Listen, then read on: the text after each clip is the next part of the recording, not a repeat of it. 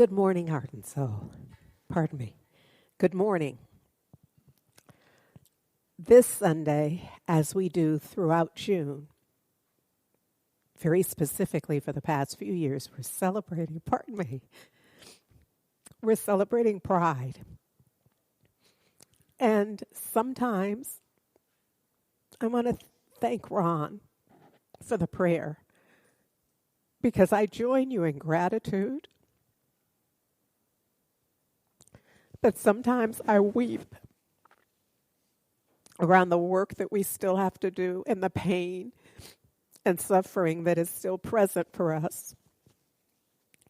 And so although we're celebrating pride, we have a huge opportunity as humans on this planet at this time, a huge opportunity to see ourselves connected, to live from and in and as the oneness that is true.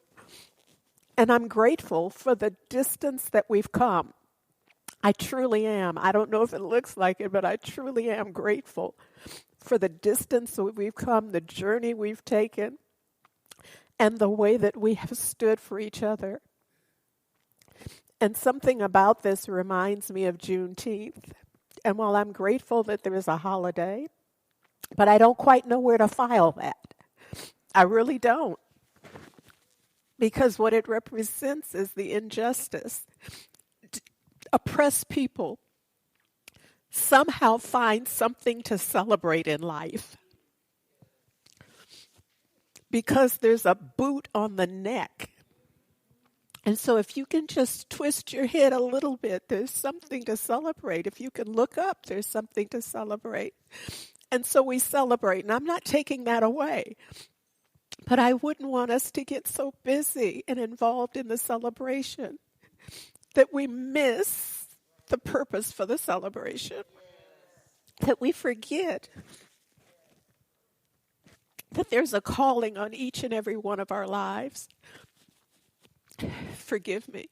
I want to give thanks for Reverend Amon, who was here last week and just did the Amon thing that he does, and I'm so grateful for him in my life and in the life of Heart and Soul.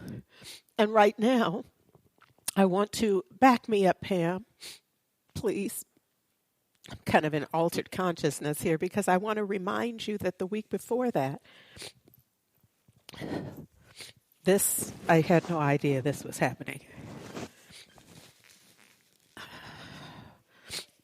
And what it represents is that I really do feel that I authentically, that this is it. So work it out. So the week before Amon was here, I shared with you Robert Jensen, who wrote The Dangers of White Male Supremacy. And one of the quotes that I chose from him is, "To not be shaken by suffering would be to abandon some of one's humanity." To ignore the fact that white guys and rich people and, you know what I mean, privilege is on so many levels. He's talking very specifically about white male privilege. But I need you to get that it's nuanced. In the sense that many of us have privilege by where we live, or that we have housing, or that we have phones, and that we have, I get it every time because I know I give good phone. And so they don't necessarily know. If I were in person, I might get a very different response. Now, they would know I'm female by phone, but they would not necessarily be able to identify an ethnicity. So I'm just saying that I get that we all are packing privilege all the time. And there's something about us ignoring how we benefit while others are at the effect of it. And I think that that's a huge part of our work. A huge part of our work as individuals and collectively. You see, that's a part of why Heart and Soul exist. It's not because I thought that we needed one more church. that you shouldn't stop off at all of the possibilities en route. It was that I believed that there was another voice that could be heard, that there were a group of people who could come together and could see that spirituality and social activism, spiritual activism, and the transformation of our individual lives and thus the planet would make sense to somebody. I believed it on every level of my being, that I didn't know how many people would come, but I knew some people would come, that they'd be like, I'm all about it. And so I stand before you today just still in prayer. I know that whatever number of years I've lived so far, I have fewer than those left to live. No matter how healthy I am, no matter whatever, I know I'm not intending to be here another so many decades. I'm not choosing to reveal because I've come to myself recently that all those revelations I've given up until now haven't necessarily served me lately. So I'm withholding a number, but just whatever you imagine, know that I feel a sense of urgency now about my work on the planet, about how I use my voice, and about what's possible. And so with that in mind, I want to share with you about a particular sister. Her name is Jahaira D'Alto, and she's a well-known and beloved transgender advocate. An advocate for survivors of domestic and sexual violence and a member of the ballroom community. She was a founder of Berkshire Transgender Day. This is in Massachusetts, the Day of Remembrance, and a part of the Pride Festival there. And she shared on Twitter, let me tell you how this came to me. I was listening to NPR, and they were playing a keynote that she gave. And one of the things that, there were so many things that I had to go back and, life comes to me that way. So I'm like, I'm all about finding out more about that person and what else she said and when she said it and what the circumstances were. But one of the things I heard in that she said, she declared for herself that I am the mother who raised the children whose rainbow sparkled too brightly and blinded their birth moms. And I'm like, you better line it up. You better line it up in a way that honors everybody, that also sets the purpose on your life, the mission on your life, and you see it in alignment with not just the youngster, because you understand that those houses were about sheltering youngsters who had no place, who had not just a physical place to be, but had no emotional or spiritual place to be. And so it was her consciousness that included all of that. She says, I know what gratitude in the eyes of a young person who finally feels seen looks like. And she said, and for me, that's enough. That's enough. It's not 20 questions for them.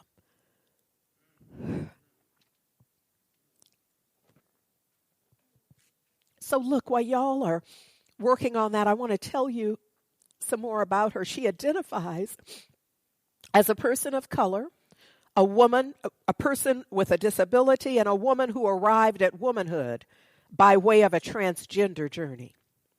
She said, my desire has been to be a voice for those who are voiceless, and that there's more work to be done. It's an awakening if we choose, y'all. My words. She says, my story is no different than many other survivors. Mine is the story of a person who lost hope, and a person who found hope, and then a person who became hope. Each and every one of you serves as a possibility example of what life can become. She said, I had those possibilities before me at my lowest moment, and that's how I arrived here. And every person that you serve, I love how she's talking to us. This was her keynote in 2019 as she was receiving an award. she said, that's how I arrived here. And every person that you serve, every person that you advocate for, whether it's behind a desk, guarding the street, or by whatever means you do the work you do, but do the work. You are serving as a possibility model. And it is through you that somebody can be inspired to be greater than they are now. She said, I show up for vulnerable populations, in particular the trans community, because a trans woman who is also of color, I am twice as likely to experience intimate partner violence in my lifetime. As a trans person of color, I will be sexually assaulted in my lifetime. And as a trans woman of color living in the United States, my life expectancy as a 35-year-old, I am now 5 years beyond how long it was said that I would survive. Because 35 is the predicted age. So at this point, she's 40 when she's speaking these words. I had so much here, I had to cross out some stuff. I said, I can't tell them everything. We get to decide, she said, at least pontificate on what the next 35 years look like. And this is a challenge. Those of you whose parents died young, it's said that when you get to the age that they were, it's a moment. It's a decisive moment. And so when one has predicted, when society, when the culture, when politics, when systems have predicted that you'll only live to be 35, imagine what happens at 36 and 37 and 38 and 39 and 40 because you hear the hoofbeats. You're in fear that you've outlived and your days are clearly numbered.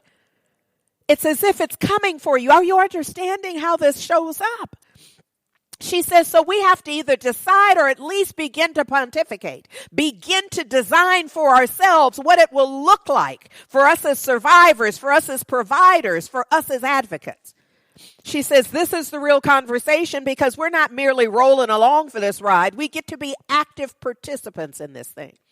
And this is true for us as allies. This is true for all of us. We don't need no labels to figure out how we are in the game. We're humans. And we're talking about a human game. That's our ticket in. We're not waiting for an invitation. We are in. It's our responsibility. She says, I want to know that survivor voices get a say in what the duration of their life looks like. I want to know that all of us are at best conduits. We are the pit stop on the road of somebody else's journey. Come on. There's a way for us to envision who we must be and how we must be it. She says we are the reminder of who they are as they are, that has merit and value and substance, and that they too are worthy of all the great things that this life has to offer. She says, I want us to find our way to those populations. And when we encounter them, I'd like for us to remind them of their humanity. There's so many ways we can interact. But how about if we remind them of their humanity? Because she said, as somebody who has traversed the journey from victim to survivor, the first thing I believed I lost was my humanity. We need to listen when folks tell us the truth about their experience. She said, ultimately, I was able to witness in real time people who had the resources and the knowledge and the wherewithal, most of all, the heart to see somebody at the lowest point in their life and be able to say, you know, this is a chapter in your book, but it's not the whole book. Some of you, you know, what I've noticed in the press and in folks who have shared their story of coming out, is that we have seen the transformation of the hearts of parents who were right-wingers in terms of their approach to same-gender loving folks in the world. But when they discovered that their children, their beloveds, now this unfortunately is not always the case. Lord, I wish it was. That every time it came close to home that folks straightened up. But unfortunately, that's not the case. But we can certainly benefit from the awareness of those times that it has. And so I ask you to invoke that in your own life. That you don't have to personally have that, but you got something. You have something in your life that can apply. Allow the law of transitivity. Plug it in. Know that there's something in your life where you wish somebody had seen you, or your child, or your nephew, or your cousin, or the children that you teach, or the children in the neighborhood, that there's something from which you can draw that will activate and expand your expression of humanity, your willingness to honor each other and stand for each other and know something more. Sometimes it's just a look. Y'all know that. There's not a black person, there's not a person of color I can imagine. Let me not speak for all nations of people and color. Let me speak for me. That sometimes I've walked into the room and all I'm looking for is one glance of acceptance. I turned down something recently because I thought, I'm worn out being the black person in the room. I'm like, I'm not, what's it going to be? What are you asking me to do? And, I was raised to give my gift. I know I have gifts and I was raised to give them. And if you know me, I'm showing up most of the time to give it. It doesn't matter whether I want to. Nobody can tell me nothing about whether you want to go. That was not part of the scenario. You got skills. What? To those to whom much is given, much is required, is what I was taught. And so I get this, and then I'm like, I can't take no more. I'm just, no. And that doesn't mean forever, but in that moment, I thought, no, I can't be the black person. I can't be her this time. Y'all going to have to find somebody else. Now, they don't necessarily consciously know. They may or may not. I don't care. Know that whether that was the invitation. But I know. I know that when I got there, I'd be looking for somebody, and I don't want to play 20 questions. Ask somebody. Ask your black friend what that means. Because it's what so for me, that's extending my heart, you see, as an ally. I'm like, I feel you. I haven't been there in that specific situation, but what? I can apply the law of transitivity well enough to try to understand something. That when you walk in, all eyes look at you in a way that doesn't encourage you. And if they look halfway encouraging, they might have 45 questions for you. And I done got all off of her keynote. She says, I know what it is to lose hope and gain hope and then become hope. I now get to be for other people what somebody was for me. I get to look in the eyes of someone who is desperate and say, it doesn't end here. She says, all of us know some permutation of that story, and that's why we must continue to show up. Keep showing up. Keep rising in the face of everything. I'm adding, because it's an adventure in faith. Rise up no matter what. Just know we're on an adventure. She says, in the face of everything, pushing back against the bureaucracy, the red tape barriers, the problems, the apathy, all of it, keep showing up. Because you are a living example of what our combined effort has managed to accomplish so far. So just imagine what we can do with 35 more years. You see, when you're 35 and 40, you can really, if you're willing to design it, it's appropriate for you to design another 35. Heck, I could design another 35. I'm just saying.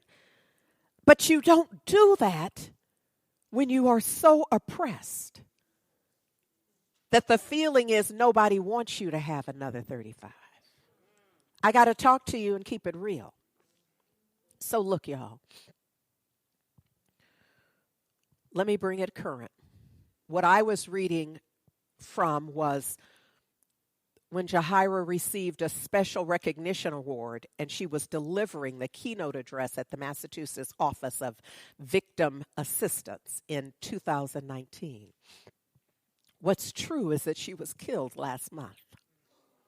She was murdered, violently murdered. So it is still vitally important, she said, that we leverage our privilege to provide educational opportunities for people to learn more.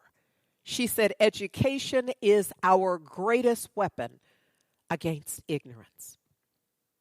The more we humanize ourselves for those we don't think, for those who don't think that they've encountered a transgender person, the more we're able to remove the stigma and fear surrounding the perception of what trans people are.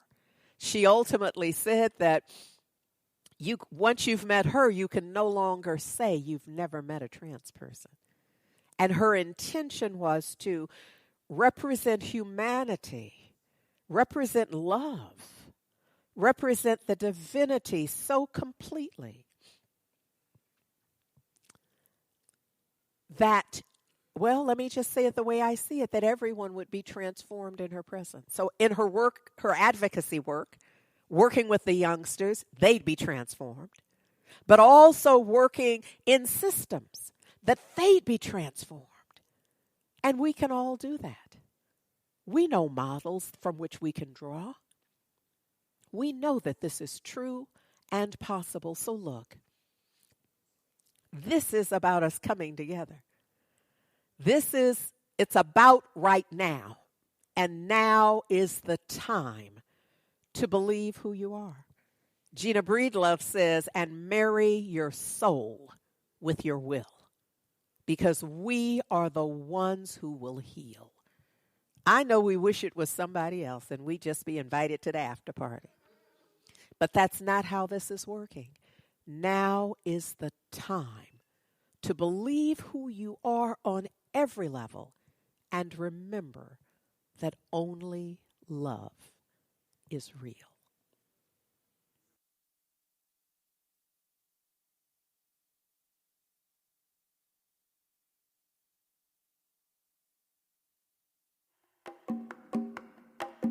This is a song about coming together. This is a song about how word I am word and I know how to serve.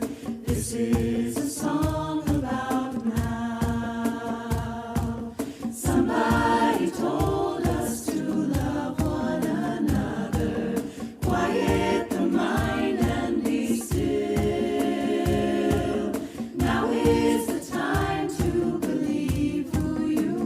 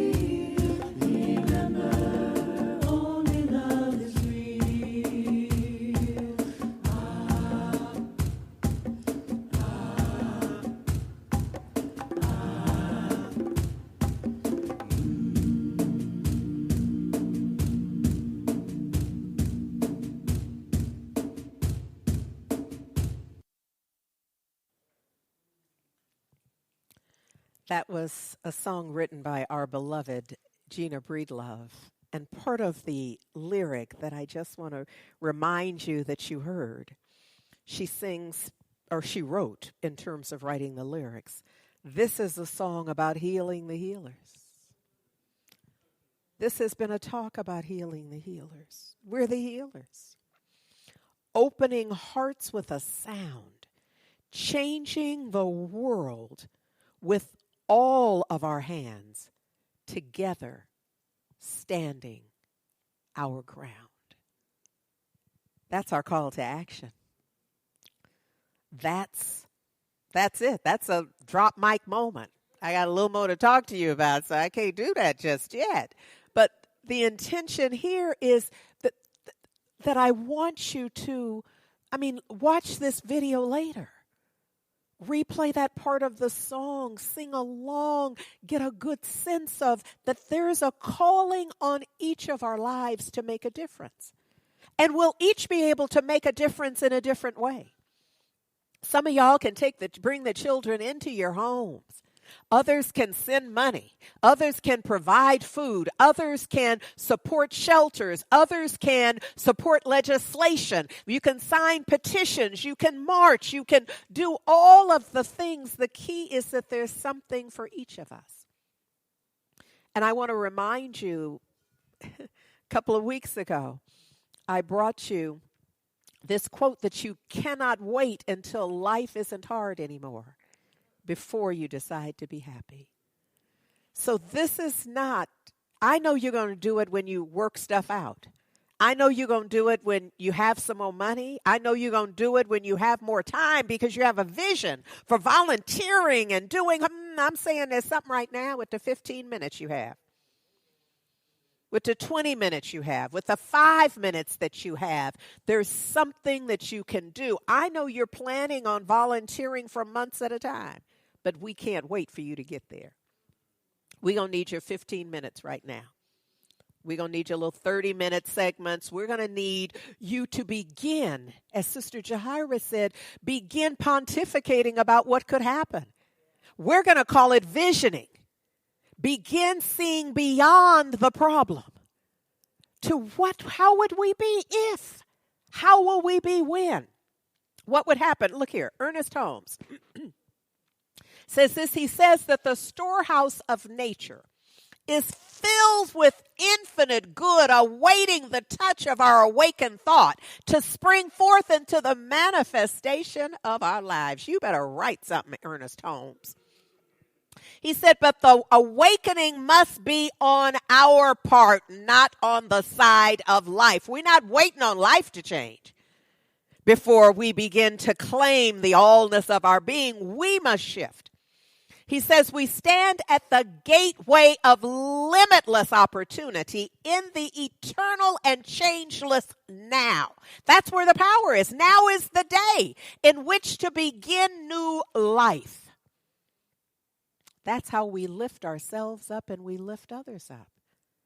He says the word we speak is the law of our life, and nothing hinders but ourselves.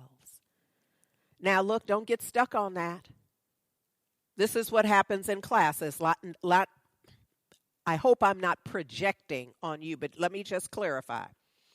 Invariably, if I'm teaching a class or facilitating a group and a powerful word like what I just said, which is that nothing hinders but ourselves, what immediately tends to go through the human mind is the exception.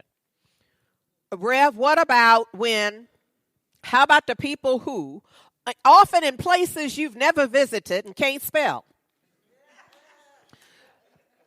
And the question is irrelevant. Principle is true whether you can see it now does not matter. It's true that nothing hinders but ourselves. Our belief in less thanness, our belief that some are not worthy, our belief that we're not worthy, because it stems from that.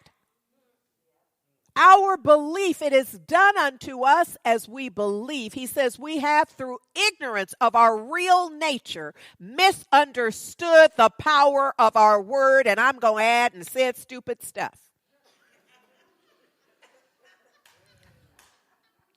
And thus we called forth the very thing we feared. Come on, Job. What I feared is upon me. How you think it got there? Because I believed it into being. Every time we declare that legislation, that ain't going to pass, we are a part of the energetic presence that is causing things to stay as they have been, rather than calling them into the newness. Ernest Holmes ends this particular piece by saying, but now it shall produce a new thing. Your word, you see, is so powerful that when you straighten you out, it produces a new thing, a new heaven and a new earth. We know that heaven is representative, is indicative of our exalted thinking, our openness to the infinite possibility, the divine. And the earth is the manifestation of that. So if we don't like how the earth is, no point in starting to kick the dirt. We start changing what brought it into manifestation. Our being in it, the way we're thinking, what we're practicing, what we're saying to each other. Yes?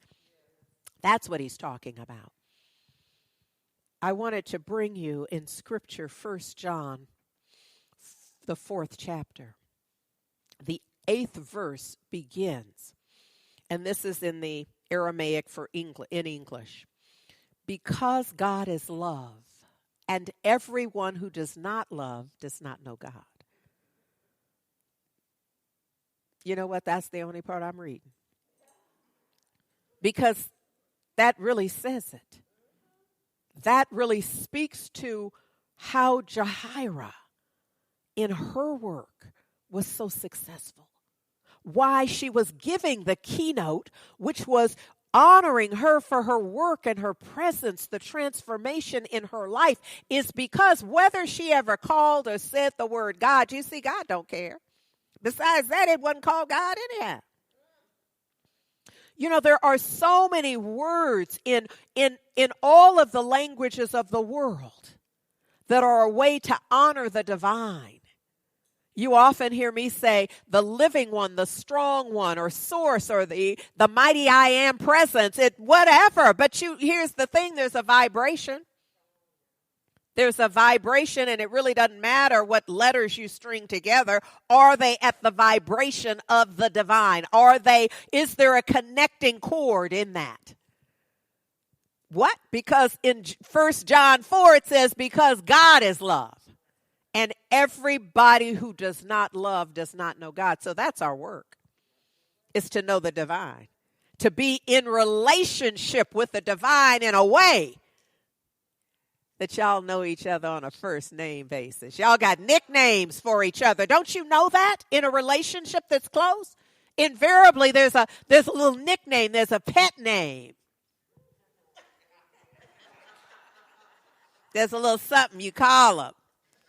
And sometimes nobody else knows what that is. Remember when the master teacher, Yeshua, first taught them to pray. Nobody had been praying to Abba. Our Father was a new thing. Like, what are you talking about? Because they had been making sacrifices to a deity outside of that they were afraid of. Ducking and dodging him. And this one steps up to say, our Father, not just mine, but everybody's.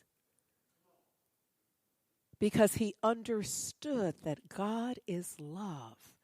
And the folks who get that and operate with that, it flies in the face of declaring. And I know it's a euphemism now. God is all there is.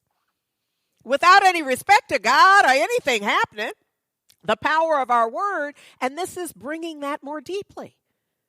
It's that when we say God is all there is, we begin to see ourselves in that. We begin to see the people we're criticizing. We begin to see the folks we've othered. Either God is all there is or it isn't. And if it is, then let's start acting like it is. And it's about inclusion. Well, the record shows very clearly.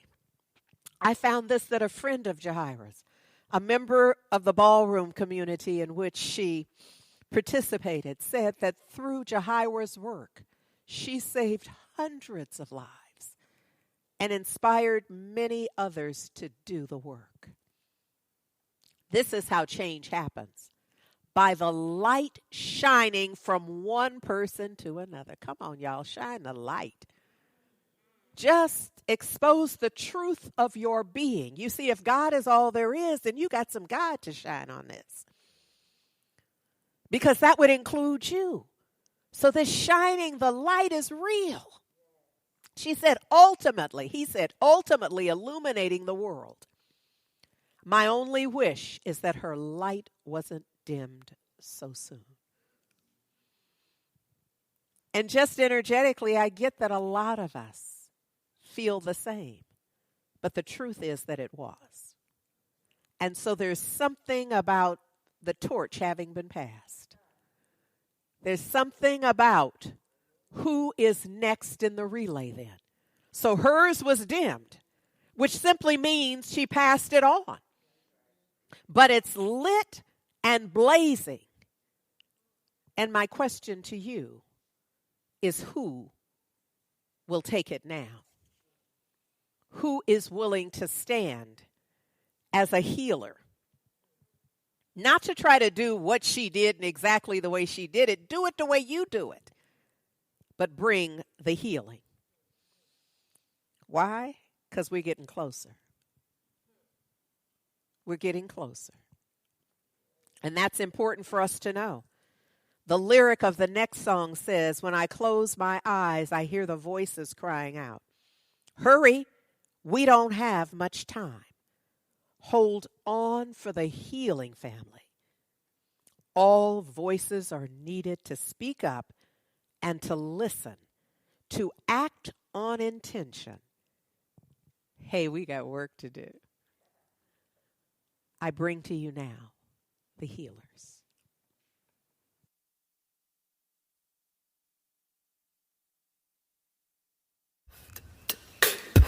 Out in the distant clearing, quiet, you can hear her breathe. Feel the heart beating like a drum. There is a world awaiting, home of peace and reparations. Maybe it's not that far from home. Come on, we're getting closer. Come on, we're getting closer. So I close my eyes and hear the voices crying out. Hurry, we don't have much time, no. Hold on for the healing family. All voices needed to speak up and to listen, to act on intention. Hey, we got work to do. Must not dismiss the vision, what's achieved by cynicism. Justice needs the hand and the heart. Gotta walk the walk of our religions, put our money where our mouth is. Right now is the right time to start. Oh, oh, oh. Come on, we're getting closer. Come on, we're getting closer. So my first allegiance is to our people, to our equal, nobody's free. No, hold on for the healing family. All voices needed to speak up and to listen, to act on intention. Hey, we got work to do. The veil is getting thinner. We're staring fear in the face. Oh, the time and the place is right where we are standing before it all falls away. Falls away.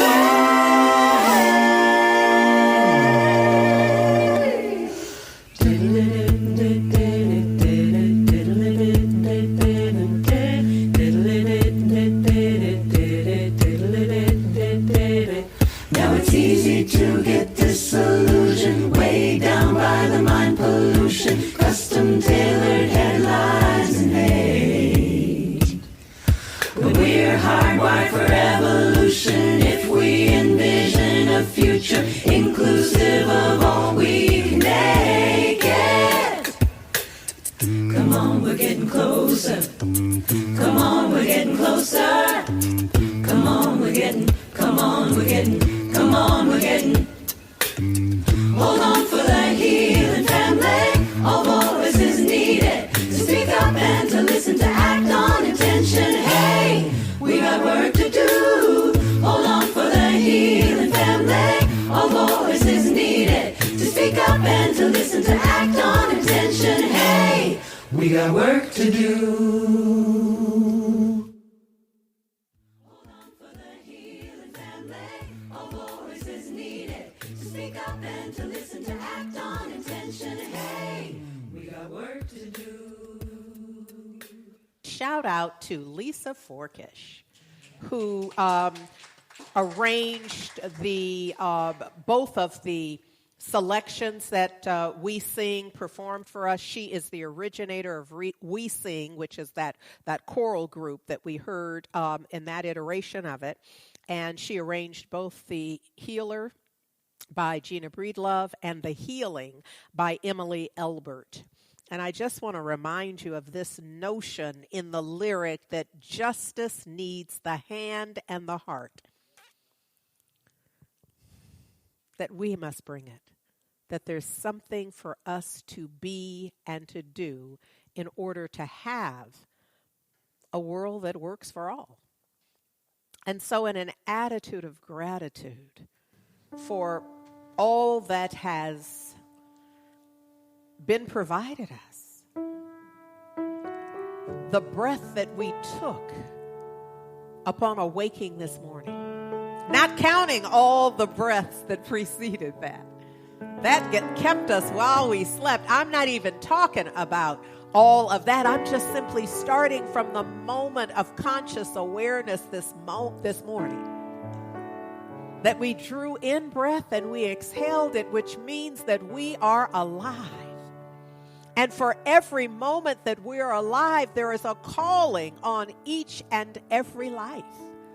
And so I speak this word into the acknowledgement of the calling on each life. That there is more required of each and every one of us. And the way I know is not based on all you're doing right now. The way I know is because I see the world. I see the world, and I know that we're responsible for the world on our watch.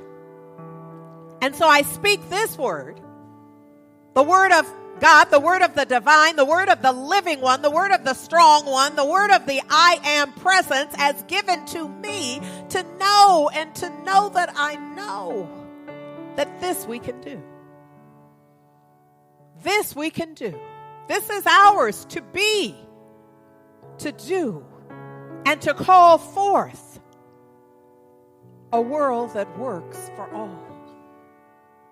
To know that right where we are right now, the whole perfect and complete nature of the divine is. To recognize that there is one life, one breath, one love, one beingness. There's only one. By any name, by God, by the living one, the strong one, Jehovah, Allah, by any name, there is one. And I speak this word that the veil be lifted and that we see the fullness of our infinite possibility in the one.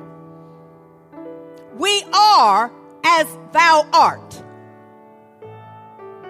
I and the Father be one. If you've seen me, you see the divine. That may be hard to imagine, but it's true. And my work,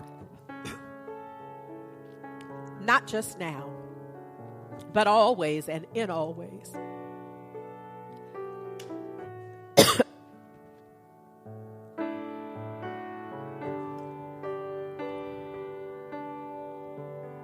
is to see the divine in everyone.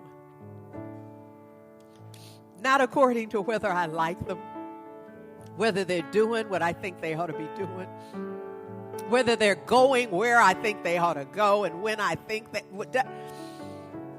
I simply see the divine, that I lift the veil, that I see the truth of the divine in everyone, always. I got work to do. We in the collective, we have work to do so that humans are safe on our watch. Oh, I just speak this word knowing that something quite magnificent is unfolding. That I heard this prayer, that I recognized the truth in it, and that someone, somewhere recognized the truth that is ours to be and to do. Oh, I know that it's done, and it's done well in the divine. And this prayer is about shifting my awareness. And for anyone who's willing to join me to shift the awareness of what we see and what we know and the infinite possibility that surrounds and enfolds us, and our willingness to recognize and stand in and declare likewise, God is, I am, and all is well.